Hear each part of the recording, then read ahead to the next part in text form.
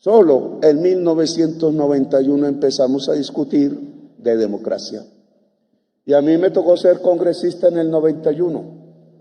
Y lo fui por 20 años. Algunos de aquí fueron mis colegas, incluido el presidente del Congreso. Y tengo que, como miembro de este Congreso que fui, senador y representante a la Cámara, y con una experiencia larga en debates de control político, siempre fui oposición. Nunca participé de ningún gobierno que siguiera del 91 hasta que fui elegido presidente de la República. Y saben que pude constatar a través de mi experiencia personal aplaudida, cada vez sacaba más votos libres, nunca compré ni uno. Decía, esa experiencia me lo decía a mí, qué diferencia entre el Congreso de la República que yo viví y el de hoy. Ya estamos a tercer año de mi gobierno. No está el 30% de los senadores presos. Diferencia sustancial si es que queremos hablar de democracia.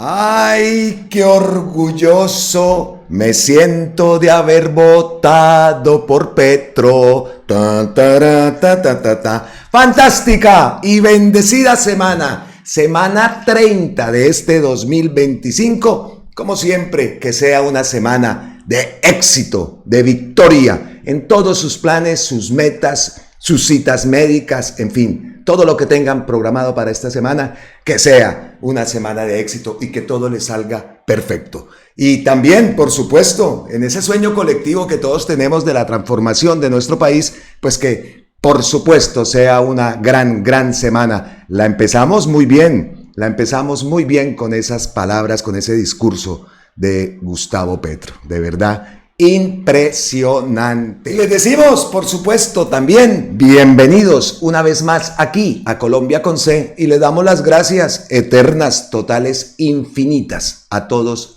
ustedes por su impresionante apoyo, de verdad. Miles de gracias totales. Bueno, pero antes de comenzar, por supuesto, tenemos que hablar de ese discurso y de esa instalación del Congreso de la República para la última legislatura de este cuatrenio del cambio. Antes de entrar en materia, tenemos que dar una noticia, y una noticia bastante preocupante. Y la postea nada más ni nada menos que Gonzalo Guillén. O sea, que la credibilidad es muy alta a esta noticia. Urgente. Fuentes de inteligencia me acaban de informar que esa llamada Junta del Narcotráfico planea asesinar a la vicepresidenta Francia Márquez. Ojo, con armamento ruso de guerra que llegó al país y una parte ya está ubicado cerca a la casa de Nariño. Nos sorprendió Gonzalo Guillén con este post que envió el día de ayer. Justo cuando estábamos en todo el tema del discurso de Gustavo Petro y todo esto, envía este post Gonzalo Guillén. Y repito, como periodista, Gonzalo Guillén goza de una credibilidad altísima. La última prueba, lo vimos, que él fue el primero que dijo cuando se supo y cuando el senador Iván Cepeda y Miguel Ángel del Río ese 25 de junio enviaron ese comunicado hablando del entrampamiento que querían hacerle y vincularlos falsamente con el narcotráfico, pues Gonzalo Guillén fue el que dijo ese día que era Diego Cadena el que estaba detrás de eso.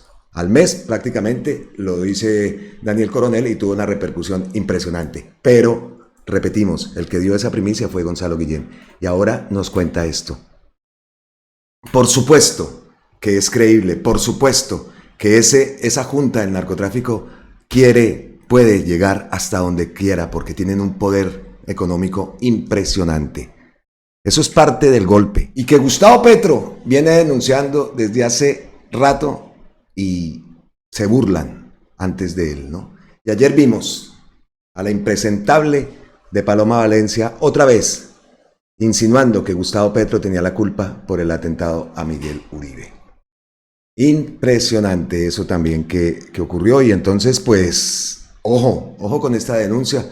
Vamos a ver qué repercusiones tiene, la verdad, porque no ha tenido, bueno, lleva 96,000 visualizaciones, pero me imagino que ya varios medios la habrán tomado para hacer eco y darle visibilidad a esta noticia, independientemente de Francia Márquez, y que yo por lo menos me he sentido bastante defraudado por ella. Independientemente de eso, es nuestra vicepresidenta y eso no lo podemos permitir, o sea que este llamado también, obviamente, a la policía, a las fuerzas del orden, al ministro de Defensa, para que, no sé, para que revisen cómo está compuesto el esquema de seguridad de Francia, el esquema de seguridad de su familia, porque esta gente sabemos que son capaces de cualquier cosa. Queda entonces esa noticia, y como lo digo, estaremos atentos a más repercusiones que tenga, más avances que tenga esta noticia, pero preocupante por supuesto que sí. Listo, entonces vamos a hablar ahora sí del maravilloso discurso, del orgulloso que en realidad me siento de haber votado por Gustavo Petro, y ustedes también seguramente lo están sintiendo. Recibido por Efraín Cepeda con un discurso de odio, que al minuto, es que ni al minuto, a los segundos de haber comenzado, incluso aquí lo tengo, gajes de la democracia, dice. Empezaron fallas en el micrófono y por allá atrás escuchábamos que estaban gritando: no se victimice, no se queje. Eso a los 30 segundos de haber comenzado. Entonces Efraín Cepeda lo recibe con ese discurso de odio. Efraín Cepeda sale por la puerta de atrás definitivamente, aunque lo estaban aplaudiendo y sale por la puerta de atrás. Y ahora vemos unas cositas que salieron de Efraín Cepeda también, ¿no? Corruptos, bandidos es lo que son esta gente. Bueno, dijo también Gustavo Petro en ese principio: siempre fui oposición hasta ser presidente. En fin, vimos la gran diferencia, ¿no? En la intro. Ese momento también fue momento del discurso, ese momento fue clave también. Porque Gustavo Petro, ellos estaban esperando que él fuera el que llegara con ese discurso de odio, de división. Yo por ahí estuve viendo en varios medios del lado oscuro cuáles según ellos eran lo que iba a decir o que iba a tratar el tema Gustavo Petro. A mí me pareció fabuloso. Lo atacaron, pues responde, y responde como debe ser. Gran diferencia en esos congresos que antes alababan a Mancuso y que ahora lo que se discute son las reformas sociales de un país y un pueblo que ha estado atento a sus derechos, a vigilar lo que pasa con sus derechos, y eso es uno de los legados también que nos deja Gustavo Petro. Nos hemos interesado muchísimo más, hemos aprendido incluso EPS, IPS, todos los términos esos nuevos que han salido, nuevos no, que siempre han existido, pero que de pronto no teníamos el conocimiento total de a qué se refería con el tema de IPS. Ahora estamos preocupados por eso, ¿no? Ahora entendemos, ahora defendemos lo que consideramos que es lo mejor para nuestro país.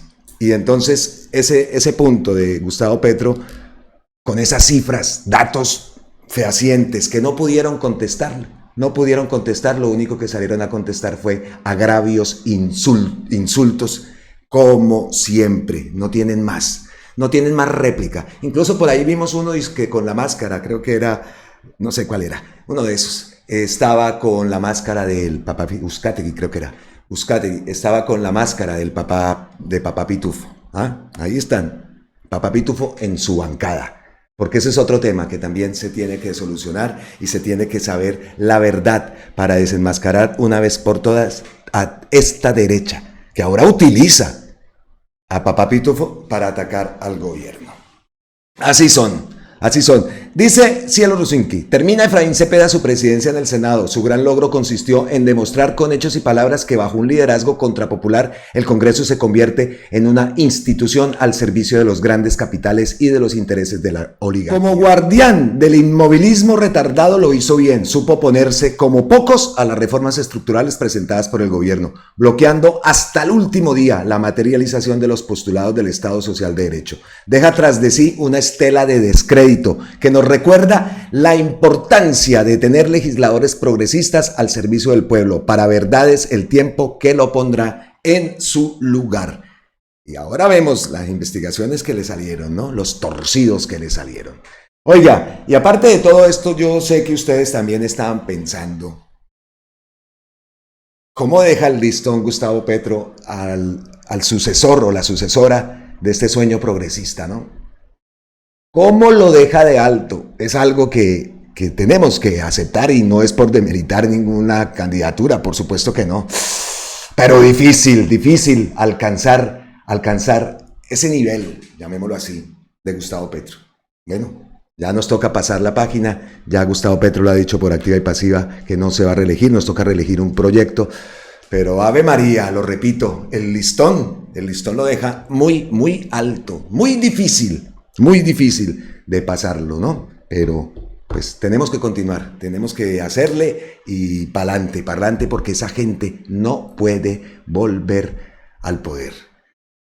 Momentos entonces, cuando ahora hacemos el resumen, tengo un resumen, momentos, yo cuando estaba la transmisión y supe que iba a hablar Paloma Valencia, que iba a hablar Motoa, que iba a hablar Garrido, dije, nos vemos, adiós pues, yo no los voy a escuchar y tampoco los voy a poner a ustedes a escucharlo, más bien puse en la transmisión el discurso que estuve pendiente, el discurso que dio en Santa Marta en la conmemoración de esos 500 años, eso sí lo pusimos y por eso no escuchamos en el canal lo que estaba diciendo Paloma Valencia. Yo por ahí estuve viendo cosas, por supuesto, para poder venir a hablar acá. Es asqueroso escuchar a esa gente. Y me llama la atención la señora Garrido, ¿no? Con ese sombrero y con esa pinta oligárquica, la que estuvo aquí con Vox. Pues a ella, cuando estaba hablando, Gustavo Petro se fue y dijo, no estoy acostumbrado a salir corriendo. Escuché toda la intervención de la parlamentaria Garrido. No dio cifras, no demostró que las mías sean falsas y solo escuché insultos y mentiras. Vuelvo a repetirlo, tenemos una oposición que solo se basa en el insulto y la mentira. Y de acuerdo a mi experiencia, creo que la representante Garrido no quedará, por supuesto, no quedará en mi memoria. A mí sí no se me olvida que estuvo aquí apoyando a Vox, aquí en España. Y ya sabemos, Vox, el partido de ultraderecha, ¿no? Allá en Colombia corta los derechos, hace lo que sea para que los trabajadores y los colombianos no tengan derechos. Y viene aquí a España a apoyar al que estaba diciendo que tocaba sacar 8 millones de inmigrantes aquí. Pues como dijo un parlamentario aquí español, Rufián, bueno, catalán, ellos no son, ellos quieren la independencia, pero dijo que si saca esos 8 millones de extranjeros, va a sacar a Lamine Yamal, va a sacar a Nico Williams, y si lo saca, entonces tendría que trabajar todo el mundo, hasta el mismo Abascal. Terrible esa mujer, ¿no? Y con esa pinta, ¿no? Eso se creen de la oligarquía. ¡Oh! Ay, Dios, impresionante. ¿Qué dijo Roy Barreras? Por ejemplo, que el presidente Gustavo Petro se haya quedado con paciencia a escuchar la catarata de insultos y agresiones verbales de la oposición, a diferencia de su antecesor que se iba y no escuchaba la réplica, habla de su talante democrático. Se pueden debatir y controvertir las cifras del éxito que puso el presidente, pero las réplicas pobres, llenas de adjetivos y gritos de una representante a la Cámara, no dieron la talla. Por supuesto que no. Ahí queda en la... No en la memoria, ¿no? De pronto quedará en la retina y de esta gente, ¿no? ¿Quiénes son? ¿Quiénes son los que esa oposición, los que se hacen llamar disque oposición? Y lo peor de todo, salen a redes a creerse pues la última Coca-Cola del desierto, porque fueron y quedaron como un zapato atacando, insultando al presidente. Eso tampoco puede pasar desapercibido, ¿no? Ayer también nos recordaba a Gustavo Petro, escuchándolo ya aquí en la transmisión, nos recordaba a ese congresista, ¿no? Cuando Gustavo Petro hacía esos debates, allá mismo, se siente en su salsa en ese congreso porque pues ha pasado muchos años y ahí mismo ha denunciado toda esa gobernanza paramilitar. Me dio mucha risa, decían de democracia, el discurso de Efraín Cepeda hablando de democracia y lo que ha habido es una gobernanza paramilitar en todos los sentidos. Repito, entonces esperaban un discurso incendiario y va y le sale con esas cifras, con proyecciones, lo tenía todo preparado, papeles le vimos por montones. Los hizo ñicos y qué bueno que haya mostrado esos resultados, esos éxitos que ha tenido el gobierno del cambio. También otra de las cositas que por supuesto a mí en lo personal me pasó por la cabeza, cómo hubiera sido también el tema de las alocuciones, el tema de las mañaneras, el tema de haber hecho esos programas de comunicación para hablarle así como estuvo ayer, hablarle a la gente, al país, contando sus avances. Pero bueno, eso ya no podemos echar la mirada para atrás, tenemos que tener muy en cuenta también en nuestro próximo proyecto progresista que vamos a lograr continuarlo en la presidencia del país, la comunicación. La comunicación es muy importante. Vea cómo ayer desmanteló todas las mentiras y todo las mentiras y los agravios que dice esta oposición. Y ojo, que no se nos olvide, replicada por esos medios también que ayer quedaron. No solamente queda la oposición retratada, los medios, que todas las cifras que dio Gustavo Petro las pasan al contrario, al revés, las menosprecian, todo lo desvirtúan. Si las pasan, ¿no? Si las pasan. Entonces también que nos quede el mensajito que Gustavo Petro le envía a los medios indirectamente, pero ellos también son parte de esta mentira que han querido labrar y que han querido echarle al gobierno del cambio, al gobierno de Gustavo Petro. Muy bien. Termina Efraín Cepeda entonces su presidencia en el Senado. Su gran logro consistió en demostrar con hechos y palabras que se convierte el Congreso en una institución al servicio de los grandes capitales y de los intereses de la oligarquía. Repetimos esa palabra de Cielo Rusinski porque es totalmente cierto. ¿Y qué pasó entonces? Antes de escuchar los resúmenes que tenemos y parte de las cifras de los datos que dio Gustavo Petro. El diario El País titula: Petro recibe un viento a favor para su último año con la elección de los nuevos presidentes del Congreso. El Senado eligió como presidente al liberal Lidio García y a la Cámara de Representantes escogió a Julián David López del partido de la U. Los dos recibieron el apoyo del gobierno. Ayer esto todo ahora, este país ahora volvió todo otra vez de suscripción. Pero yo lo veo, Benedetti es un gran logro que por lo menos personas que han recibido el apoyo del gobierno hayan llegado a presidir el Senado y la Cámara de Representantes en esta última legislatura que es tan importante. O sea, que muy bien por ese lado. Entonces vamos a ver ahora, reforma a la salud, lo primero, ley de financiamiento, lo segundo, a ver qué ocurre y a ver cómo se presenta este último año que tiene que ser un año decisivo también para demostrarnos a nosotros mismos que hicimos una buena elección y también para que muchos de aquellos que piensan y siguen vociferando mentiras influenciados por medios, pues también se den cuenta que el país se ha cambiado, que el país sí se está transformando y que necesitamos que el país continúe en esa transformación. Así que es muy importante que todos los planes del gobierno y todas las metas que se había propuesto, que este último año se salgan adelante.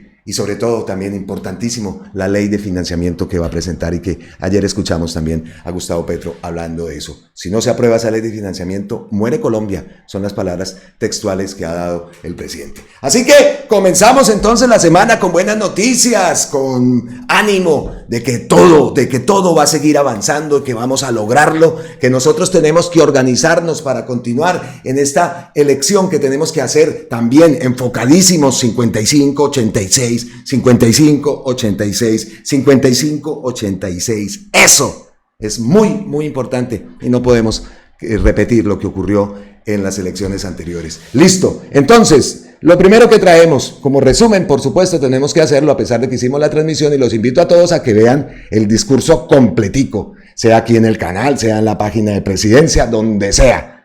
Pero hay que ver ese discurso, porque eso también nos sirve a nosotros, para datos en ese debate que vamos a tener en la calle, ¿no? Porque se va a presentar ese debate, se van a presentar y se están presentando esas discusiones que tienen que ser con respeto de cómo se puede debatir aquellos que han sido engañados también mucha parte por los medios y que no han querido informarse de una manera correcta, como de lo que está ocurriendo en nuestro país. Uno les pregunta a las personas que atacan, aquí yo lo hablo acá en España, las personas que llegan a decir, es que ese gamín, ese que le votaron los gamines, ese que le votaron los negros, ese que le votaron los indios, porque aquí lo han dicho, no lo ha dicho varias personas recién llegadas de Colombia, pues que les pregunta a uno y les dice, oiga, usted sabe que esto es que lo más mínimo, ni siquiera el tema de las tierras, ¿saben eso?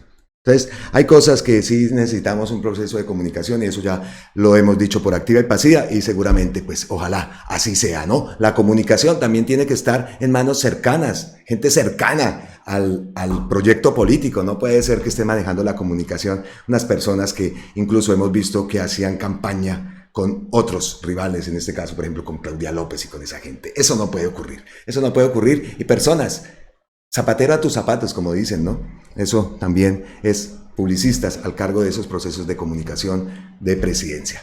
Escuchemos entonces la respuesta que le dio Gustavo Petro al ataque con que lo recibió Efraín Cepeda, como parte del resumen que tenemos el día de hoy. Me gusta la verdad. Y hay quienes tiemblan. No deberían temblar. Temblar los tiranos, decían antaño nuestros fundadores de la República, tiranos temblad. Pero por la verdad no se puede temblar. Si la conciencia es clara y transparente, qué temor de que en Colombia haya justicia restaurativa.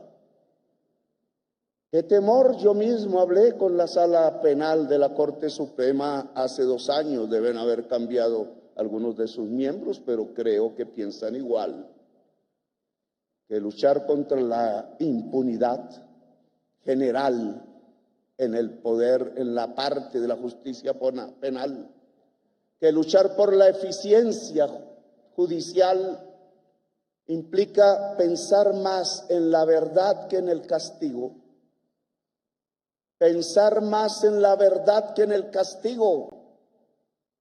Pensar en el castigo solo es pura y simple venganza, vendetta. Y García Márquez tenía razón. Nos estamos matando por generaciones y por 100 años de soledad, que ya son 200, por venganzas. Nosotros perdonamos, nosotros no odiamos a quienes nos torturaron. Y la prueba es, amigas y amigos congresistas, que aquí no hay nadie que pueda decir que el presidente de la República le dio orden al DAS o quien haga sus veces para interceptar unas comunicaciones de los congresistas de la oposición. Que aquí no hay nadie que pueda decir, no, es que Petro le ordenó al DAS interceptar y poner unas señoras que llevaban el tinto a la Sala Penal de la Corte Suprema de Justicia para poner micrófonos debajo de la mesa y escuchar lo que decían los magistrados tratando de construir las sentencias que iban a acabar con la gobernanza paramilitar en Colombia. Yo dediqué 10 años de mi vida aquí a demostrar con nombre propio, a riesgo de mi vida, con pruebas que se tornaron judiciales después. Demostré aquí que estábamos bajo una gobernanza paramilitar y eso, amigos y amigas del Congreso, no se puede llamar una democracia. No se puede llamar una democracia cuando la oposición termina perseguida por el DAS, hasta por sus propios escoltas, No se puede llamar una democracia cuando se persigue a magistrados para intimidarlos, para que hagan sentencias de impunidad. No se puede llamar una democracia cuando se intimida a la prensa, no por la discusión política, sino porque asesinaban a los periodistas, como sucedió con amados periodistas del pueblo colombiano, asesinados por orden ¿de quién? De la gobernanza paramilitar. Y entonces ahora me pongo a pensar en el ambiente de este Congreso. El ambiente de este Congreso, ¿qué debate? ¿Cómo caen 6.402 jóvenes bajo las balas oficiales solo para presentar cifras mentirosas de seguridad? ¿Qué debate este Congreso? ¿Acaso está debatiendo los nexos entre los poderes estatales, la Fiscalía, el Poder Judicial o político en el Congreso o ejecutivo, peor cosa, con los paramilitares narcotraficantes? ¿O estamos discutiendo otras cosas? Miren ustedes la diferencia. El Congreso de Colombia hoy discute de la reforma laboral. 2 años. Independiente de quienes aquí se oponían a las tesis progresistas del gobierno, no importa. Independiente a quien decía que no iba a pasar las leyes. Independiente a quienes se oponían a que los viejos, todos que hoy andan en las calles, tuvieran un bono pensional. Independiente a quienes decían, y vamos a demostrarlo aquí, que no era necesario reformar la salud porque la mayoría del pueblo tenía acceso como derecho a ella. Independiente a las posiciones políticas, amigos y amigas congresistas, aquí lo que ha habido es debate, y ya no sobre el crimen, ya no sobre la muerte, sino sobre las reformas necesarias que necesita este país para ser una gran nación. Ya no debaten ustedes sobre si Mancuso se paraba en un atril delante del Congreso a dictar la ley. Ya no debaten ustedes sobre si habría que masacrar a los jóvenes solamente porque se levantaban y gritaban justicia social, como un 20 de julio de 1810 que hoy conmemoramos. Igual hicieron ellos, ¿no? Ahora debatimos, amigas y amigos. Ahora debatimos sobre los problemas del pueblo, y eso sí se llama democracia. A ninguno perseguimos, nos derrotan aquí una y otra vez y a veces triunfamos. A nadie se persigue, cuidamos porque cuidamos la vida, porque somos el político, el proyecto, el ansia y el deseo de que Colombia se convierta en el centro de la vida y no en un cementerio de sangre derramada.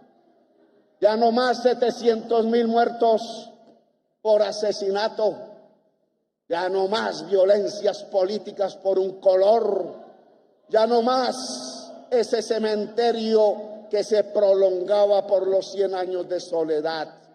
Ahora debatamos de números, quizás más frío, pero mejor.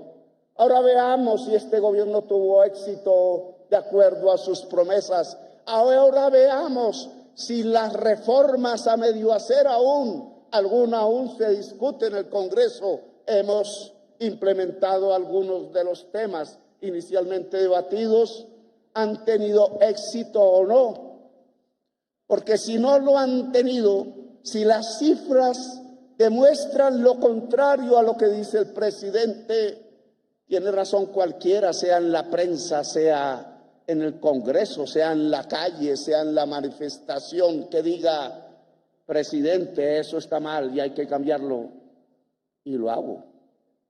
Pero aquí tengo unas cifras que era lo que quería comunicar y quiero trasladarlas como el informe de mi 3er año de gobierno. Y tomando entonces las palabras de Gustavo Petro al finalizar esta parte de su intervención, pues cifras. Vamos a mostrar cifras.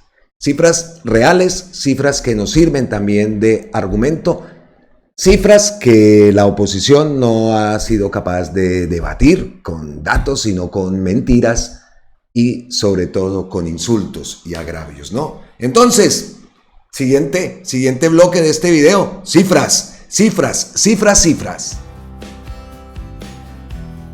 Dato mata relato. Que la fuerza pública está desmoralizada.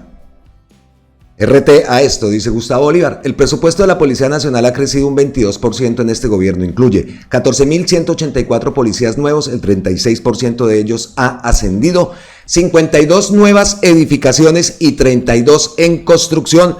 Hay 14.000 nuevos automotores. A todo el personal se le ha incrementado 10% su salario. Se les ha entregado a los policías 4.083 becas para la universidad y posgrado. A los policías bachilleres pasaron de ganar 300.000 en 2022 a 1 millón en 2025. En 2026 se le pagará a los soldados de la patria un salario mínimo, unos 1.4 millones, 1.400.000 pesos, ¿no? Entonces, datos matan relatos. ¿Qué dijo Gustavo Petro sobre fuerza pública? Escuchemos.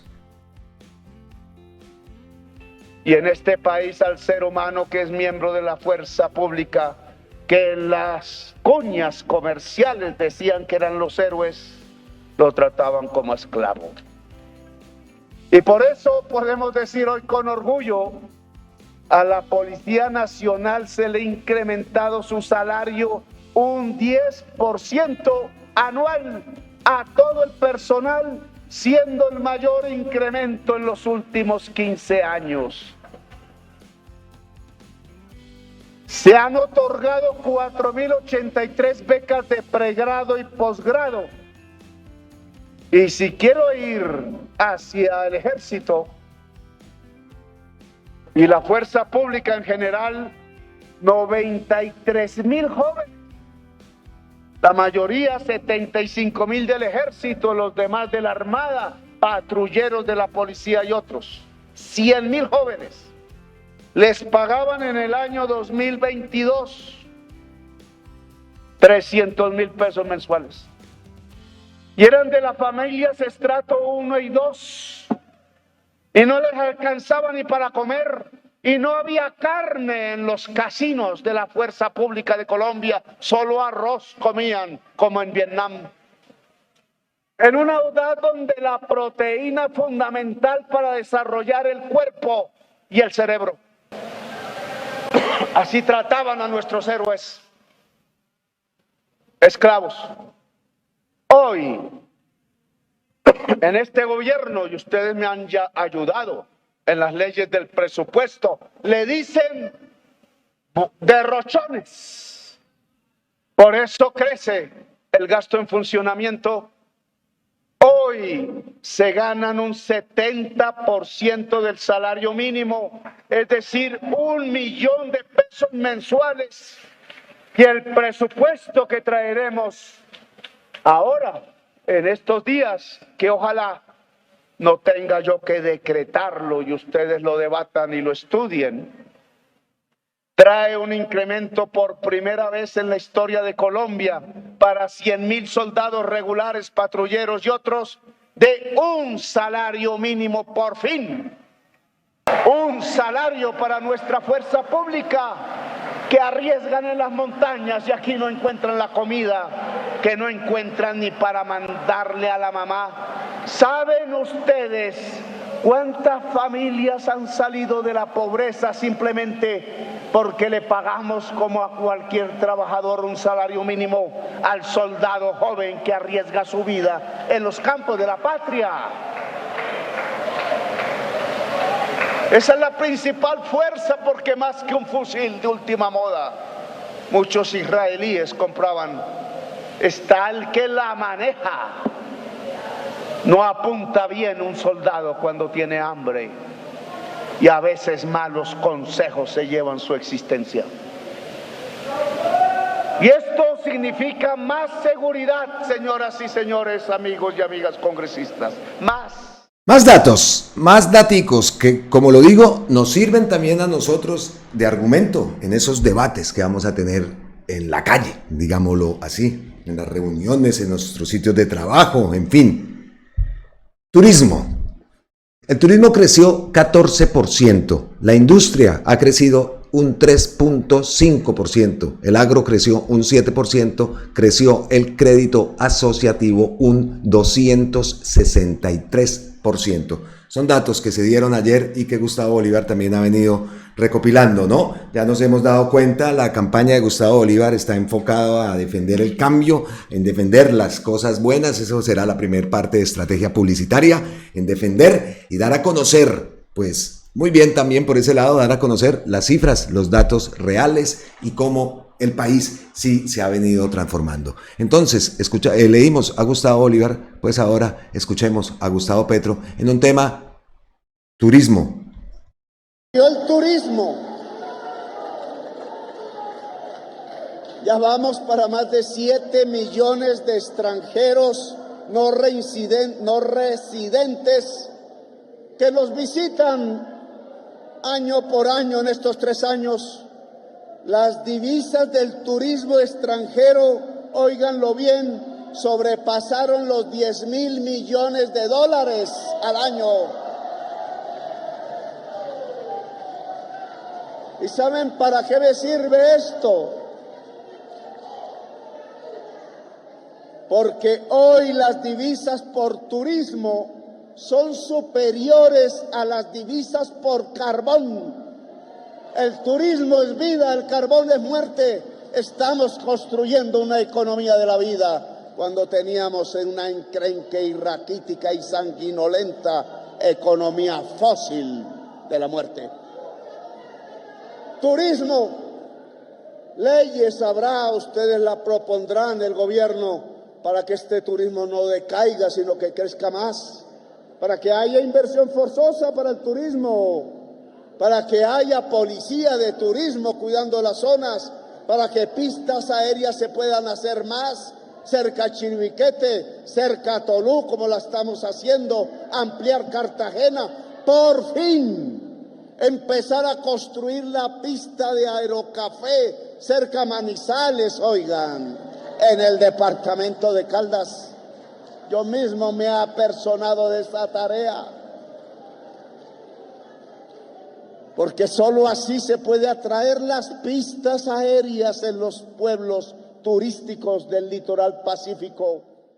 Agricultura, como leímos anteriormente, creció un 7.1% en este año, en el 2025, un crecimiento significativo que no se veía desde el año 2005.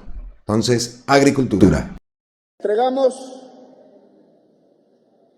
una política pública agraria tal, y es incompleta porque aquí se nos negaron varios proyectos y aún hay que discutir otros, porque en la Corte se cayeron varios criterios que no entendí muy bien, pero que hay que discutir también como reformas. ¿Por qué el gobierno nacional no puede entregarle baldíos al campesinado? Si los baldíos son para el campesinado, según nuestras normas. ¿Por qué no podemos comprar tierras como compró Pañalosa los apartamentos para hacer sus Transmilenios? Si es para, ya no para envenenar los niños con el diésel en Bogotá, sino es para alimentar a toda nuestra población. ¿Por qué no hay una función social en la tierra? Sin embargo, aún así, con las normas adversas, nos metimos a hacer una política agraria y de lo que hicimos tenemos estos resultados.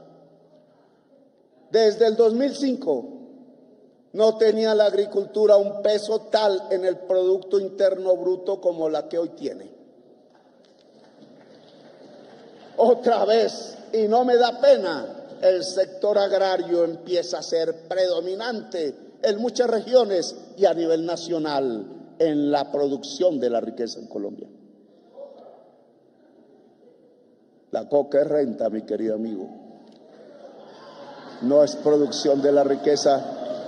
Estúdiese a David Ricardo fundador de la teoría científica económica. Y de esto que estamos aquí leyendo, resultó que hoy por hoy, en este mes, la agricultura en Colombia creció 7,1% real, mis queridos amigos y amigas congresistas.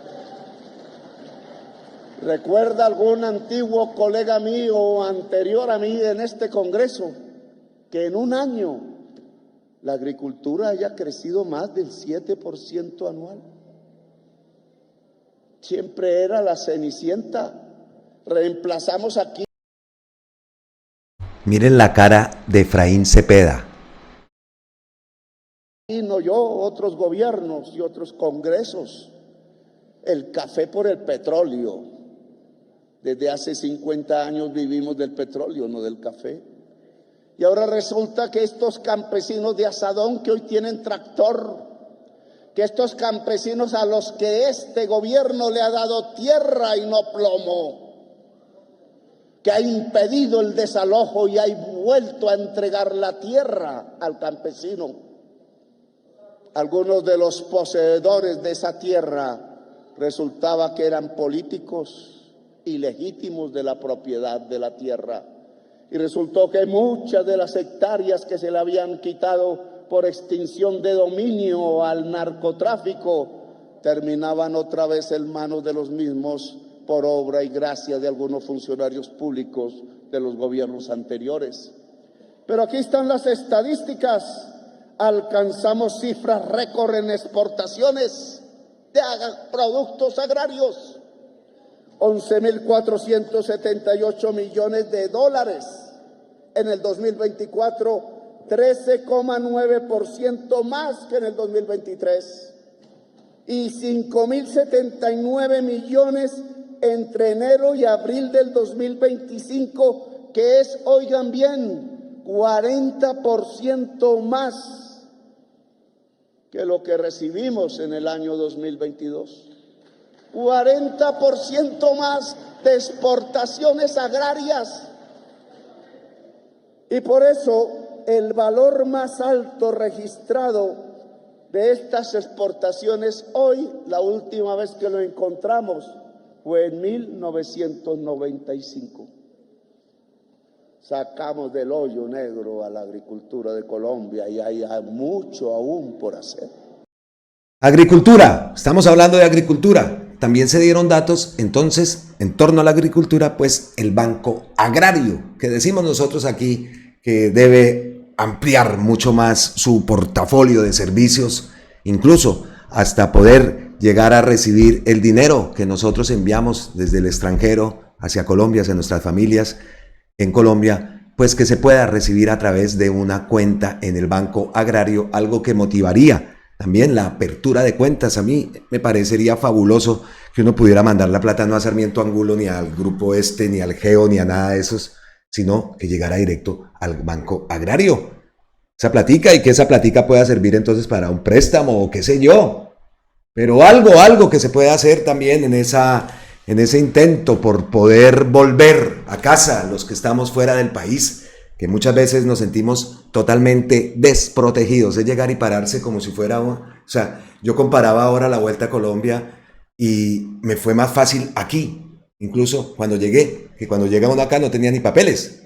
Hasta después de un tiempo, pues es que uno llega acá de turista, ¿no? En esa época me fue mucho más fácil que lo que tuve que ver en Colombia, ¿no? Eso es algo que yo digo que las personas que están aspirando a lograr esa curul por los colombianos en el exterior, faltan muchas cosas que no tienen conocimiento y en eso sí estamos un poco, como dicen, a la deriva. Ojalá se haga una buena elección y que esa persona, más que ver por sus egos y por sus cosas, porque eso fue lo que nos pasó con esa elección que hicimos, ahí la vimos por ahí estaba, esta señora Carmen, la representante de los colombianos en el exterior, un cero total. Y perdón las personas que se sientan ofendidas por lo que digo, pero como migrante que llevo muchísimo tiempo afuera, esperaba muchísimo más de esta persona y así no ha sido. Y eso también lo sigo esperando, ¿no? De la persona que vaya a sucederla en ese cargo, porque aquí estamos solos. Aquí hemos estado solos siempre. Aquí no hay ayuda de nada. Solamente contamos cuando hay elecciones, lo mismo que por allá le pasa a las zonas apartadas de Colombia, ¿no? En esos momentos sí contamos. Pero en el momento de decir nosotros queremos volver a nuestro país, afortunadamente ya no te reciben con una patada en el DASA, en migración a la llegada, ¿no? Ya no te reciben con una patada. Eso sí lo noté ahora que estuve en Colombia. Pero hágale, mijo, búsquese la vida, ¿no? Cuando hemos aportado, incluso a la economía, hemos aportado con nuestros envíos de dinero, vayan, miren eso que genera en la economía colombiana, pero somos un cero patatero, que incluso tenemos que luchar por nuestra seguridad. En el momento de reclamar un giro, no poder abrir una cuenta, tener que andar con el giro en el bolsillo, porque así me tocó, por no poder abrir una cuenta. Entonces, claro, no tenemos vida crediticia. Para tener una línea de teléfono también, hágame el bendito favor. Para todo un problema. Entonces, ahí hay algo que debe tener en cuenta esa persona que se piensa lanzar y que aquellas personas que piensan lanzarse a representar a los colombianos en el exterior. Muchas cosas que nunca, más de 20 y pico de años fuera del país, igual. Entonces, eso también he de decirlo. Entonces, más daticos. Hablamos entonces de Banco Agrario. Pues escuchemos qué dijo también del Banco Agrario, los desembolsos que se han hecho. Y también escuchamos qué dice el crédito que va dirigido a las asociaciones campesinas e industriales como los arroceros. En este caso, que están teniendo unas mesas de discusión con el gobierno colombiano para que mejoren sus ingresos, para solucionar muchas problemáticas que vienen incluso hasta la importación de arroz por parte del Ecuador, importación ilegal muchas veces, y ese arroz es el que está muchas veces circulando en nuestro país. Por ahí hemos visto a la ministra Carvajalino también muy activa, brindándole soluciones, y esperamos que esa mesa de diálogo con los arroceros pues llegue a un buen término, porque hágame el favor, el arrocito por aquí ustedes vienen para que comprando el arroz español para que crezca un poquito, eso es. Y son unos duros en paella, pero en el arrocito blanco, ya nos dicen, uy, ustedes los colombianos cómo comen de arroz. No se consigue, hombre, poder venderles aquí a los españoles ese arroz Diana, el arroz Huila, esos arroces tan buenos que hay en Colombia, ¿no? Me acuerdo, el arroz tolimense, los arroces de por allá de esta zona del país. Entonces, hace falta por aquí también entrar con un poquito de arroz. El crédito agrario que da el Banco Agrario, ojo, crédito agrario que da el Banco Agrario, desembolsó 33 billones de pesos. Tranquilo, presidente, que aquí me está escuchando claramente el pueblo colombiano y eso es lo que importa. Lo demás puede gritar más, pero aquí le hablamos al pueblo porque esto, presidente del Senado, es una democracia. Se han hecho desembolsos por cerca de 33 billones, lo que representa, óigase bien, en el crédito agrario un aumento de 68%, 68% en comparación con el gobierno de Iván Duque. Este gobierno hizo crecer el crédito al sector agrario en un 68% más que el anterior gobierno. Por eso crecemos. Y subsidia la tasa de interés. Le irrigamos en el crédito popular industrial, le agregamos 15 billones de pesos al crédito urbano, que representa un 29% más que el anterior gobierno. Y aquí digo, no lo hemos logrado todo, porque ¿cómo hemos podido hacer crecer el crédito al mundo agrario de campesinos y de pequeños y medianos propietarios en un 68% y no lo hemos logrado a la industria urbana sino en un 29%? Pues les tengo que decir varias razones. En su orden, porque este gobierno necesitaba más dinero en su presupuesto y no se lo entregaron. Podemos hablar de eso un ratico. En segunda razón, y es un tema del Congreso y lo propongo aquí, porque no existe un solo banco urbano público de primer piso, solo uno rural. El mundo rural puede estar mejor atendido, como lo demuestro aquí, pero el mundo urbano no, porque no existe un solo banco público que le entregue crédito subsidiado y barato al microempresario, a la microempresaria, al pequeño, mediano, industrial en el mundo urbano de Colombia. Les propongo que creemos un banco y que podamos entonces subir estas cifras. Les voy a explicar también por qué, en mi opinión, puedo equivocarme, porque debajo del crédito agrario que estamos entregando hasta 33, 39 billones, que no es mucho, porque si ustedes lo comparan con el crédito que entrega la banca privada en un año, esta entrega 800 billones de pesos al año. Nosotros solo 33 en ese mismo año. Luego no estamos afectando la estructura misma de la economía y por eso no logramos incrementar aún más el sector productivo real, que es el que genera la riqueza, porque la mayor parte del crédito se va a sectores rentísticos, al petróleo, al carbón que ya no tiene futuro, o a los amigos de los dueños de los bancos privados. Vamos llegando al final de este bloque, que es el resumen que tenemos y las cifras que dio Gustavo Petro el día de ayer. Importante es que ustedes vean la intervención completa. Eso es lo más importante, porque muchos datos a nosotros de pronto no los pasamos en este resumen, tomamos los que nos parecen más relevantes en puntos importantes como lo son la salud, la educación, la seguridad, el turismo, en fin, y lo que tiene que ver con el Banco Agrario, los créditos, el crédito agrario, el crédito urbano, cómo no se ha podido avanzar, en fin. Para llegar al final y antes de pasar al otro bloque, escuchamos primero esta parte que tiene que ver con las cifras que da el DANE. La industria colombiana ha crecido el 3.7% y Antioquia ha sido el departamento de mayor crecimiento, que contradice los ataques de Fico y de Rondón. Pero ya sabemos cómo es esta gente, que incluso hasta los programas del gobierno los utilizan bajo su propio nombre. Así son, así son. Entonces, escuchamos esto que tiene que ver con Antioquia y al finalizar, antes de pasar a hablar de los daticos que le descubrieron a Iván Cepeda y las últimas publicaciones, investigaciones que se han hecho y dan unos resultados terribles, pues escuchemos lo que tiene que ver con Antioquia y antes de pasar a leer el tema de Efraín Cepeda, hacemos una pequeña reflexión, ¿no? Entonces, Antioquia. Oigan bien.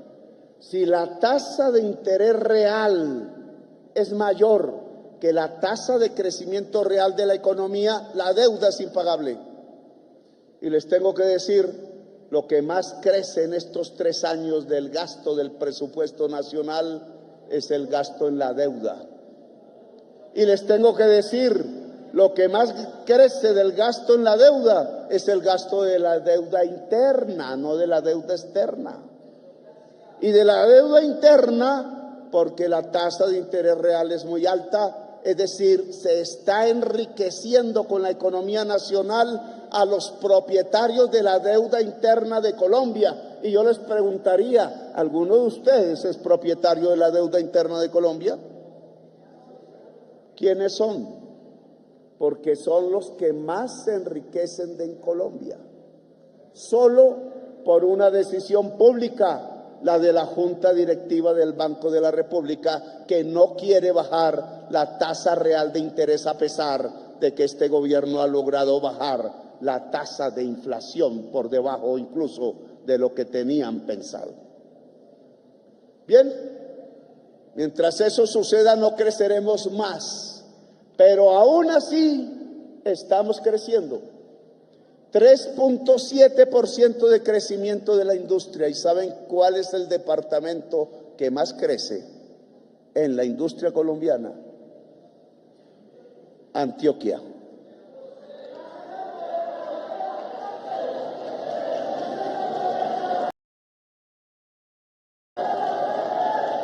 Cifras del DANE. ¿Y saben por qué crece la industria? Miren a Ida Bella. Yo la estuve siguiendo por ahí en las tomas que hacían. Mírela, mírela, mírela. ¿Y saben por qué crece la industria antioqueña como en ninguna otra parte del país? A ver, presidente, tanto alarido junto es mejor callarlo, pero usted puede que no. ¿Saben por qué crece la economía industrial antioqueña más que en cualquier lugar de Colombia? Hay una tasa que, confieso, no he podido averiguar, pero puede ser la más alta de su historia. Porque crecen las confecciones. Porque yo logré perseguir al mayor contrabandista de Colombia, que tenía profundos nexos con políticos en todas partes del país, incluido un político antioqueño muy famoso, que llenaban esto de contrabando. Porque voy a bajar aranceles a los insumos de las confecciones, porque entregamos crédito a las asociaciones de madres confeccionistas en Antioquia, porque hemos logrado entonces una política de subsidio a la industria urbana del microempresario y del pequeño y mediano urbano en Colombia. Ese momento, sin duda alguna, fue un momentazo, porque nos dimos cuenta que Papá Pitufo estaba en la bancada del Centro Democrático, ¿no? Miren la cara, espere, ampliamos esta imagen. De verdad que son unos payasos. Y esto se les va a devolver, esto se les va a devolver en la cara. Esto se les va a devolver en la cara. Miren la imagen, ¿no? Y vean, por ejemplo, Paola Holguín. Mira este. Mira, Temístocles, ¿es que se llama él? ¿Cómo lo mira? Increíble, ¿no? El irrespeto hacia el presidente. Y vimos también ahí abajo, cochichando con una cámara. Son unos, definitivamente, unos merecidos, que ahí no tienen que volver. No tiene que volver esta gente al Senado, ¿no? Vea, aquí atrás la fórmula de Rodolfo, ¿no? ¡Ugh! Qué gente, Dios mío, qué gente. Pero aquí hacemos una reflexioncita. Muy bueno ese discurso, todos los datos, todas las cifras. ¿De deporte qué? Cero patatero, ¿no? Triste eso. Así como la educación, el deporte también tiene que ser un pilar con una inversión acorde al talento que hay en nuestro país. Acabar con esas mafias que hay en las diferentes ligas del deporte, empezando por la de tenis, por ejemplo. Las mafias que existen en el deporte a lo largo de toda la historia en Colombia, y que nos ha mostrado triunfos muy importantes. Deportistas que han sacrificado su vida, pero no porque reciban un apoyo del Estado, ¿no? No lo reciben, y si lo reciben no ha sido el apoyo que debe ser. Eso lo tenemos que dejar claro, y sobre todo, las escuelas de formación, no se trata solamente de hacer educación física, y lo hemos dicho por activa y por pasiva, en Colombia hay muchísimo talento en el deporte, y vimos todas las cifras, todo lo que se habló. Cero deporte. Y traigo la raqueta, no es que sea elitista ni nada de eso, es que aquí en la casa pues hay raquetas y pelotas de tenis. No encontré el balón de fútbol, y están las pelotas de Mateo, que también son pelotas de tenis, entonces poco ando de balones, pero me refiero a todo el deporte. Quise hacer la representación pues con la raqueta de mi hijo, pero es verdad, ¿vieron? Nada en torno al deporte. Eso sí, no nos gusta. Bueno, vamos avanzando entonces, ya llevamos bastante contenido, todos los datos. Me interesaba que rescatar, como parte de los resúmenes que siempre hacemos, pues sobre todo los datos, las cifras que principalmente nos van a servir a nosotros de argumento en el momento que tengamos algún debate con la señora de al lado, allá en la tienda con el tendero, en la frutería, en la carnicería, en la plaza de mercado, en el bus, en la parada del bus, donde sea, en nuestro trabajo. Pues que nos sirva de argumento con decencia, ¿no? Eso sí, siempre la decencia. Bueno, Efraín Cepeda, lo vimos, sale por la puerta de atrás, pero es que hubo una publicación del Espectador que mucha gente ha hablado y ha replicado muchas personas. Los millonarios contratos del Congreso saliente es el artículo que ha escrito para el Espectador Leonardo Botero Fernández. Mientras Efraín Cepeda, del Partido Conservador, fue presidente, se suscribieron 2.211 convenios en el Senado. Hubo líderes regionales y políticos del Caribe que trabajaron en llave con el legislador o con sus aliados. Los pasados 12 meses, Senado y Cámara celebraron casi 6.000 contratos que suman unos 625.000 millones. Funcionarios favorecidos son cercanos a expresidentes de las dos corporaciones, denuncia. Durante 365 días, Efraín Cepeda, Partido Conservador, fue la cara más visible del Senado.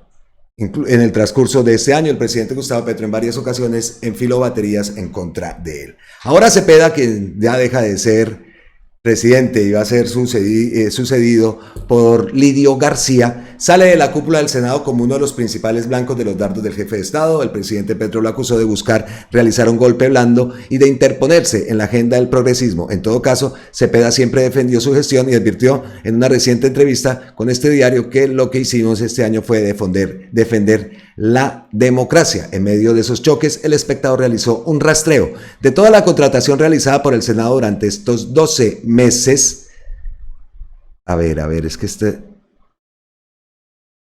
Esos 12 meses, y de acuerdo con la información disponible en las bases de datos oficiales, se suscribieron 2.211 contratos, la mayoría de ellos por la figura de contratación directa. Todos los convenios celebrados suman 302.000 millones. Cepeda, como presidente, no tiene la potestad de decidir administrativamente sobre los contratos que se celebran, aunque la incidencia política tiene impacto. Además, en el total mencionado aparecen los integrantes de las unidades de trabajo legislativo UTL de los 106 senadores. Pero más allá de esa aclaración, este diario encontró la ejecución de 13 procesos contractuales de la presidencia del Senado con 11 políticos del Caribe que suman 524 millones. Entre ellos aparecen varios ligados al Partido Conservador, en el que milita Cepeda hace 4 décadas, y a poderosas casas de esa región. Es de anotar que Astrid Salamanca, como directora administrativa del Senado, es la ordenadora del gasto, es decir, se encarga de la contratación. Este medio la buscó sin éxito para conversar sobre cómo los procesos en el Capitolio. Salamanca está en el cargo del 2012. Y ha sido reelegida por la plenaria del Senado en 7 ocasiones, la última en 2024. 524 millones para sus aliados. Del total, 2 políticos tuvieron más de un contrato entre 2024 y 2025. Se trata de Antonio Santos Olaya y Betty del Socorro Echavarría. El primero fue secretario de Desarrollo Económico durante la primera gobernación de Eduardo Verano en La Rosa, en Atlántico, entre 2015 y 2019. En 2023 fue Cepeda quien anunció el respaldo de los conservadores a su candidatura reeleccionista para la gobernación. Vaya.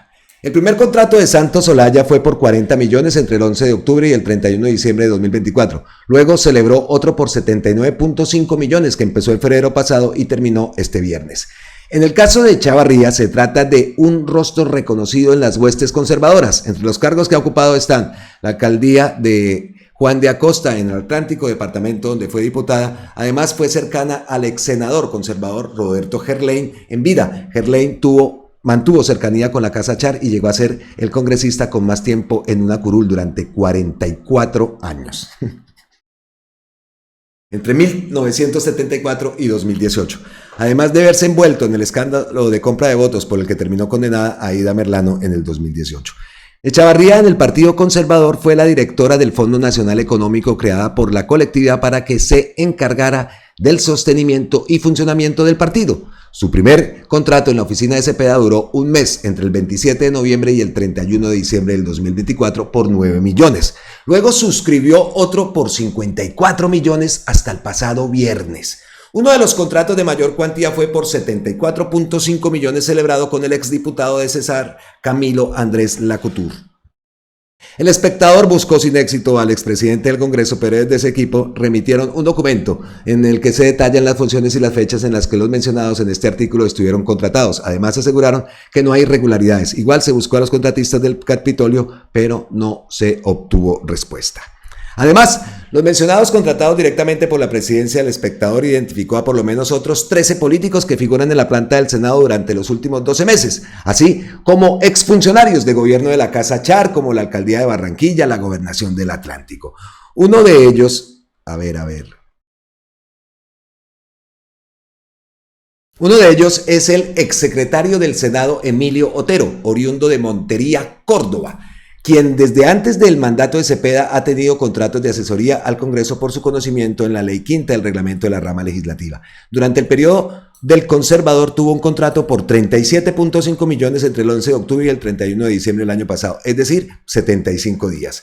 Este medio reveló que Otero ha sido señalado por la Fiscalía porque presuntamente habría hecho un millonario negocio con Javier Rojas García, alias Maracuyá, un presunto capo oculto del narcotráfico acusado de tener vínculos con los paramilitares de Carlos Castaño y los carteles de Medellín y Cali.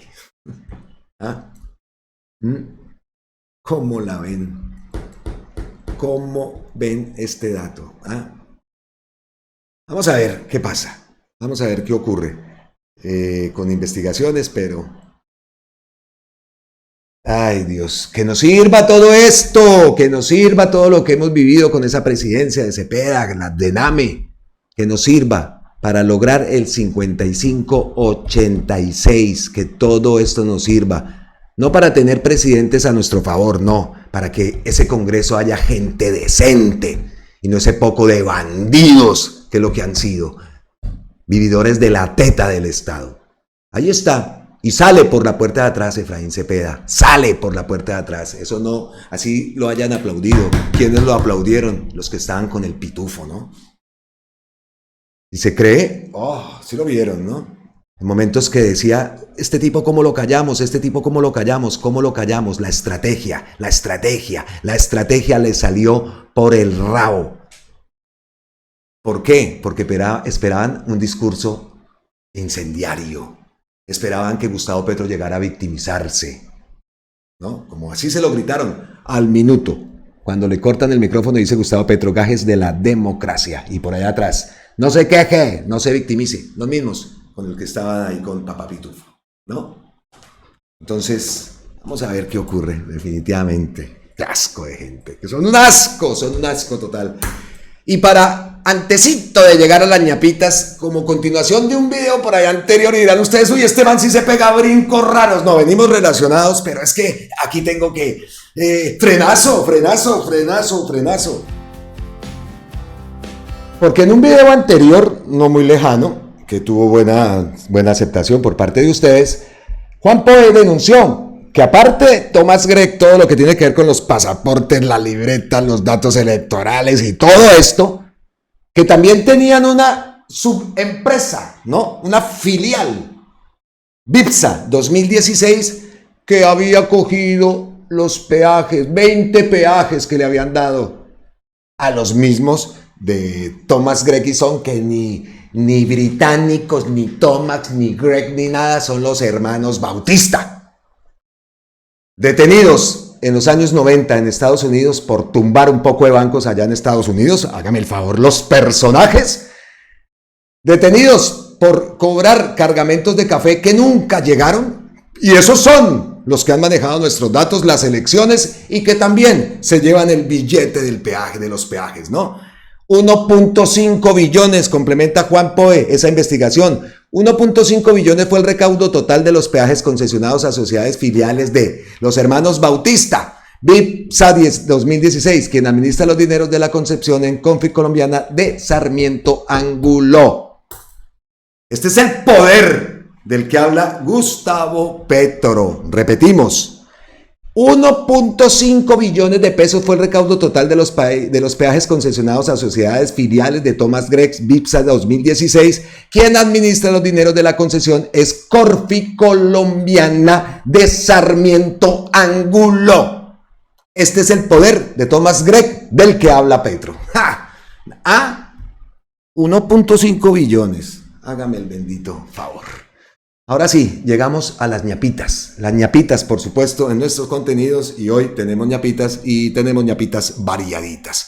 Tenemos que tocar, siguiente, por supuesto, cosas que ocurrieron en ese gran discurso de Gustavo Petro. Uno fue este momento.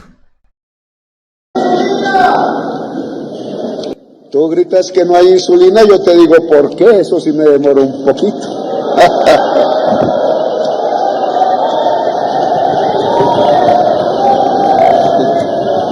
Ministro de Hacienda, usted ha pagado todas las medicinas de enfermedades graves, de diabetes, de enfermedades crónicas de Colombia. ¿Por qué no hay insulina entonces? Porque la habéis acaparado, le digo a los gestores farmacéuticos. Y he ordenado a la policía rescatarla. Se pagó, se compró, entró a Colombia y no llega el paciente. ¿Qué pasa? ¿Dónde está el ladrón? ¿En el gobierno? ¿O en el que guarda las medicinas en las farmacias o en las bodegas de los gestores farmacéuticos? Te contesté la pregunta. Otro momento, cuando Gustavo Petro afirma que el magistrado de la Corte Constitucional, un tema que también tocamos acá en otro video y que ha sido, pues por supuesto, noticia a nivel nacional, ese magistrado Reyes prejuzgó al referirse a su ministro de Salud y a la situación del sistema. Y vean lo que hizo Gustavo Petro en medio de la intervención. Ese mensaje a esa gente que estaba con Papá Pitufo, a esa Andy y a toda esa banda que saben que se les está quitando el negocio de la salud. ¡Qué negociado es el de la salud de Colombia! ¡Que gracias a Dios llegó Gustavo Petro al poder, a la presidencia! Nos enteramos bien de fondo qué es lo que ocurre dentro de la CPS, ¿no? Porque lo teníamos visto desde la parte de usuarios, sufridores de un sistema de EPS que nos ha dejado morir a nuestros seres queridos, un sistema de salud en Colombia paupérrimo, donde no importa estar afiliado a una EPS. En el momento que te declaran una persona con una enfermedad grave, empieza ese paseo, una enfermedad terminal, empieza ese paseo de la muerte. Así que, excelente este mensaje que envía Gustavo Petro en medio de toda esa intervención y ese aplauso. Bueno, escúchenlo para no adelantarnos. Pues intervine, porque acusó a mi ministro de Salud de ser homicida por omisión, porque dijo que causaba miles de muertos de niños. Yo quiero que se prepare, ministro de Salud, porque usted me ha acompañado durante décadas y es un veterano congresista, porque lo quiero aplaudir, porque usted, ministro, implementando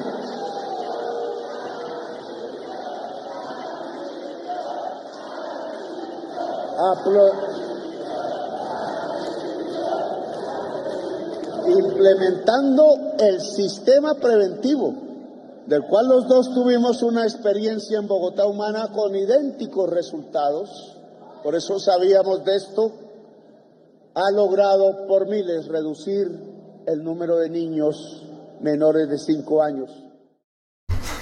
Momentazo. Más ñapitas y ya vamos llegando al final. Esta ñapita sí no tiene nada que ver con el discurso de ayer de Gustavo Petro, sino nos salimos plenamente de esto, pero algo muy, muy grave. A mí me interesa 5. Si Andrés Escobar tiene amantes y dejó a la prometida con el vestido puesto y lo descubrió por allá en no sé dónde parqueado, lo que sí me interesa es, primero, que utilizando la camioneta del esquema de protección, ¿no? Presuntas denuncias que lleva sin ir al Congreso, al Consejo allá en Cali, un poco de tiempo, ¿no? No sabemos nosotros cómo es posible que un personaje de esta calaña haya llegado al Consejo de Cali. Bueno, lo sabemos, pero nos indigna que eso ocurra, ¿no? Entonces, repito, a mí me interesa 5 si le puso los cuernos a la prometida, si la dejó con el vestido puesto en el altar. Lo que me jode es eso, y aparte, la forma como el pasquín del colombiano termina involucrando a una persona que no tiene nada que ver. Es una abogada conciliadora incluso, Juliana Beltrán. La seguimos, yo la sigo en su cuenta de X, muy activa. Dice Juliana: llevo años en esto y nunca me habían insultado tanto como el colombiano hoy, diciéndome que soy la exprometida de Andrés Escobar. Lo publicaron, lo dejaron, y yo dije, ¿Juliana? O sea, yo la conozco pues aquí por las redes, ¿no? Pero pues Juliana Beltrán. Y vea lo que hace el colombiano después. Hola Juliana, queremos ofrecerte disculpas por el error en la publicación reciente. Si bien compartimos de buena fe, mentiroso, la denuncia que hiciste sobre el concejal de Cali, Andrés Escobar, en el artículo, en el momento de enviar el contenido a redes sociales, te mencionamos de forma incorrecta como su exprometida. ¿Ah? ¿Qué tal la embarradita, por no decir más? Lamentamos profundamente la confusión y te pedimos excusas por esta imprecisión. Esto no puede ser. Esto no puede ser. Es que no sirve, o sea, es un pasquín miserable el colombiano. Y ojalá Juliana, no sé, no creo, tomara medidas, porque esto es muy grave lo que hizo el colombiano. Y repito, si el otro tiene amante y tiene no sé qué, nada. Pero eso sí también. Barbarita Briceño muy calladito, ¿no? No ha dicho nada, no ha trinado nada al respecto de su amigo Paraco, como dice el gran Javier Ruiz Agudelo. Corrupto, vago e infiel. Listo. Andrés Escobar, que derrocha recursos públicos para su iFair y no va a trabajar al Consejo de Cali. Eso es lo otro, ¿no? Barbarita Briceño. Y es que aparte también me dio risa Gustavo Petro. A ver, venga, les muestro. Porque este cretino piensa que Gustavo Petro deshabilitó los comentarios o las respuestas. Solamente Gustavo Petro, me a ver si todavía continúa. Solamente continúa. Sí, no deja.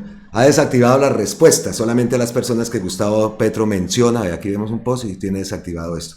Solamente a las personas que Gustavo Petro menciona le pueden responder. Entonces, Barbarita, chaqueta triste, dice que Gustavo Petro lo desactivó porque él tenía más repercusión, sus mensajes tenían más likes.